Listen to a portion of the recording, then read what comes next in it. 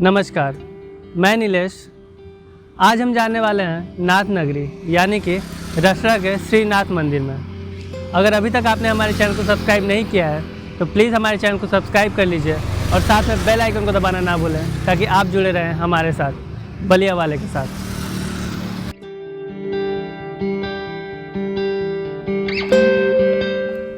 तो अभी हम आ चुके हैं बलिया रेलवे स्टेशन से 34 किलोमीटर पश्चिम फेफना चिलकहर होते हुए रसड़ा। आप यहां ट्रेन से भी बलिया फेफना होते हुए रसड़ा रेलवे स्टेशन पे आ सकते हैं।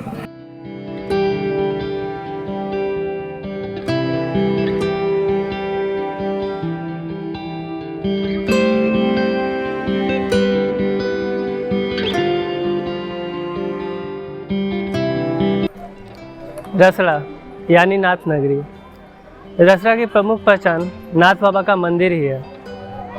नाथ बाबा का मंदिर काफ़ी प्राचीन मठ है। मंदिर के मठिया की ज़मीन लगभग 20 बीघा यानी 12.5 एकड़ है।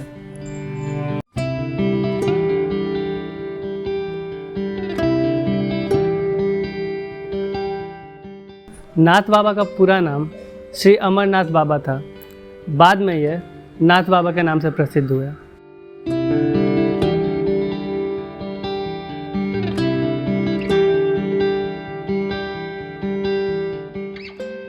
नाथ बाबा का मन बचपन से ही ईश्वर की भक्ति में लगा रहता था, यहाँ तक कि उनका किसी भी अन्य कामों में मन नहीं लगता था।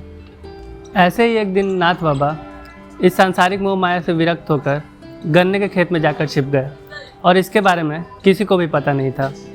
कई दिन बीते और जब उस खेत की कटाई होने लगी तो उस खेत के गन्ने ख़त्म ही नहीं हो रहे थे, मानो जैसे खेत कुबेर का भंडार बन गया हो। यह देखकर किसी ने ईर्ष्या से उस खेत में आग लगा दी और पूरी फसल जलकर राख हो गई। तभी उस खेत से नाथ बाबा निकले और वो भी बिल्कुल सही सलामत।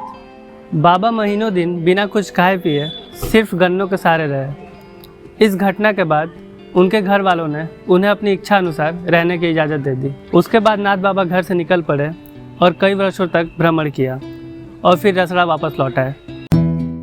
उस समय नाथ बाबा को ख्याति मिल चुकी थी। उनके पास कई गांवों के लोग उनके दर्शन के लिए आते थे।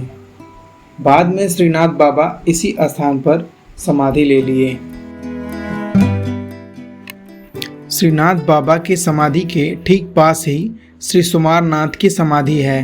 वे एक सिद्ध महात्मा थे और नाथ बाबा मठ के सबसे पहले मठाधीश थे।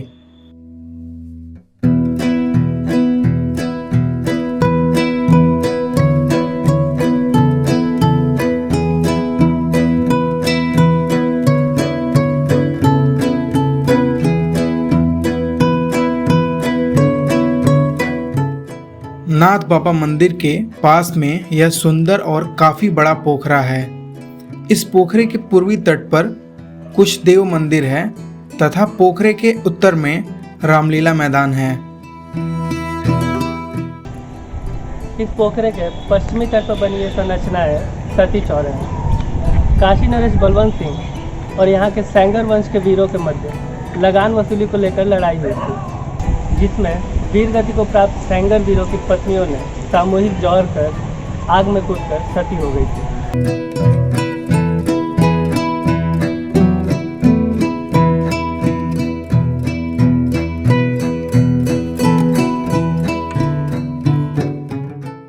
सवेरे के समय इस पोखरे के घाट पे स्नान करने वालों और देव पूजन करने वालों की भीड़ से इस पोखरे का दृश्य छोटी काशी सा लगता है।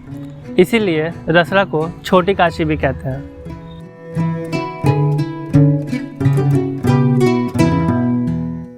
यहाँ वैवाहिक कार्यक्रम आदि होते रहते हैं। श्रीनाथ बाबा के स्थान के यहाँ आपको पीने के लिए शुद्ध पानी और यहाँ के आसपास साफ सफाई का विशेष ध्यान रखा जाता है।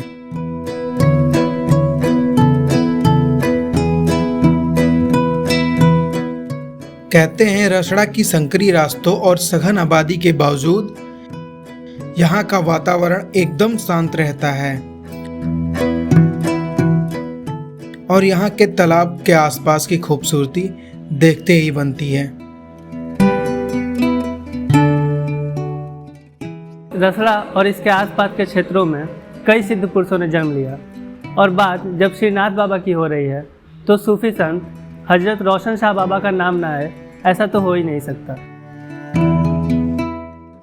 इन्हें हिंदू मुस्लिम दोनों धर्मों के लोग सिद्ध मानते हैं और श्रद्धा से यहाँ सर झुकाते हैं। हजरत रोशन शाह बाबा एक मुस्लिम संत हैं। इनकी मजार श्रीनाथ बाबा के मंदिर से पूरब दिशा में है। ऐसा माना जाता है कि श्रीनाथ बाबा और हजरत रोशन शाह बाबा काफी घनिष्ठ मित्र थे।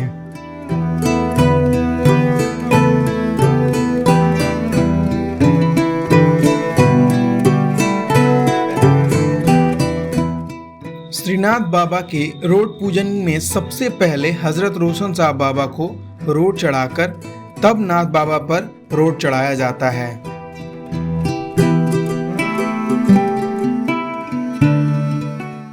नाथ बाबा के स्मारक में सिर्फ रसड़ा में ही नहीं, महाराजपुर, कंसोपटना, नागपुर, नगपुरा, खेजूरी तथा रसड़ा का ये विशाल मठ है।